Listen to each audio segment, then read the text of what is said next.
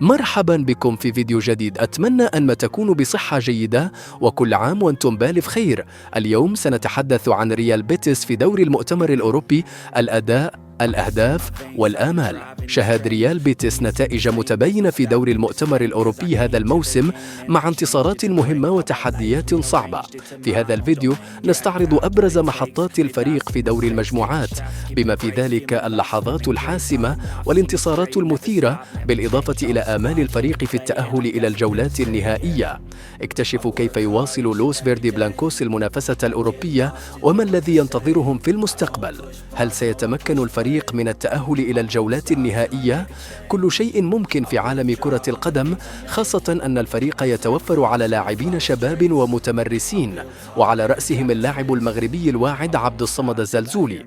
سنستعرض أداء ريال بيتيس في المباريات الخمس الأولى: الخسارة أمام ليجيا وارسو 1-0، التعادل مع FC كوبنهاجن 1-1، الفوز على سيلجي، الخسارة أمام ملادا بوليسلاف 2-1، الفوز الحاسم على بتروكوب 1-0 بفضل هدف سيدريك باكامبو. أما بالنسبة للوضع الحالي، بيتيس الآن على بعد نقطة واحدة فقط لضمان التأهل إلى أفضل 24 فريقاً. الفريق يبدو في وضعية جيدة بعد تحقيق 3 انتصارات في آخر 4 مباريات تنافسية. بيتيس أمام فرصة كبيرة، لكن عليه الحذر من أي مفاجآت قد تفسد خططه. هل يمكنهم مواصلة الفوز؟ تسليط الضوء على التحدي أمام الفريق الفنلندي الذي لا يزال لديه أمل ضئيل في التأهل.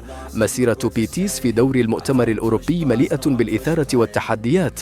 ما رأيكم بأداء الفريق حتى الآن؟ وهل تتوقعون تأهله للجولات النهائية؟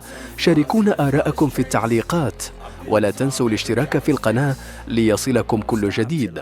إذا أعجبكم الفيديو لا تنسوا الإعجاب والاشتراك في قناتنا فوتمان لتبقوا على اطلاع دائم بكل جديد في عالم كرة القدم.